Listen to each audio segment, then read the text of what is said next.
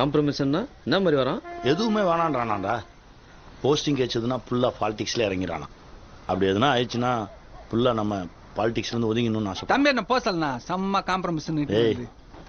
எவனோ ஒரு அரசியல்வாதி காலநகின்னு சுற்றுறதுக்கு ஒரு ஐட்டங்காரனை வளர்த்து விட்டா நம்ம கஷ்டம் தெரிஞ்சவனா இருப்பான். என்ன இருந்தாலும் நம்ம செந்தில் தான்டா. நம்மளுக்கு கிடைக்காத சான்ஸ் அவனுக்கு கிடைச்சிக்குதுல்ல, சப்போர்ட் பண்ணுவோம்.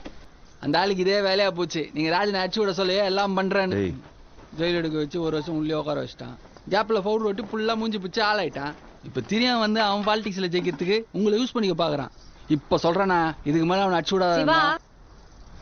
நீ ஏண்டா இத்தனை நாள் கழிச்சு அவங்க 2 பேரும் காம்ப்ரமைஸ் ஆக போறாங்க, நான் சந்தோஷப்பட்டா நீ வேற ஏண்டா? இல்லனே இப்ப விட்டோம்னா நம்மள சாப்பிட்டு போடுவானுங்க. நம்ம அவனாண்ட சண்டை செஞ்சு ஜெயிக்கிற நிலைமையில போக்குறோமா? அப்படின்னா எங்களை போட்டுருவானா அவன்?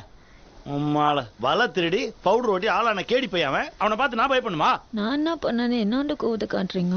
உன் மேல இல்லம்மா, உன் மேல எனக்கு கோவம் வருமா? ஏய் சந்திரா.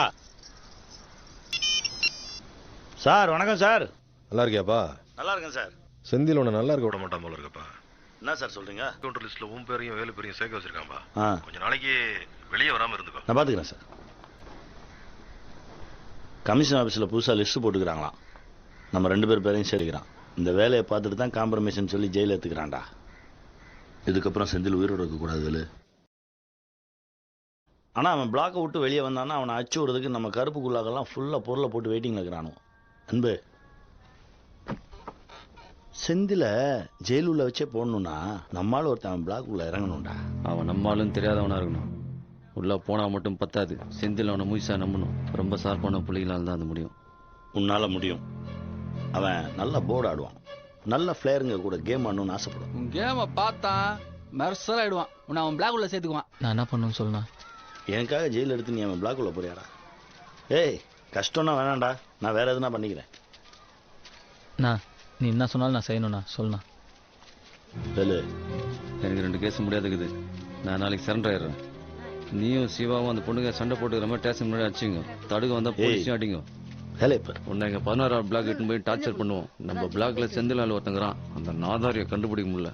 உன்னை அடிச்சா அவன் செந்திலாண்ட சொல்லுவான். அதை வச்சுதான் நம்ம செந்தில் சிஷ்யம் ஒருத்தங்கிறான். நீ அவனை ஃப்ரெண்டு பிடிச்சினா செந்தில் பிளாக் உள்ள போயிடலாம். நான் குத்துற மாதிரி போறேன். நீ உள்ள பூந்து தத்தினா உள்ள போய் நல்ல போர்டு ஆடி ஃப்ரெண்டு பிடிச்சி செந்திலுக்கு நம்பிக்கையானவனா ஆயிடு.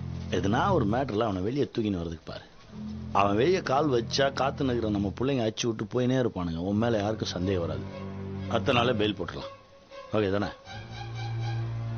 எப்போ கேஸ் வாங்கணும்னு சொல்லணும். சொல்றேன்.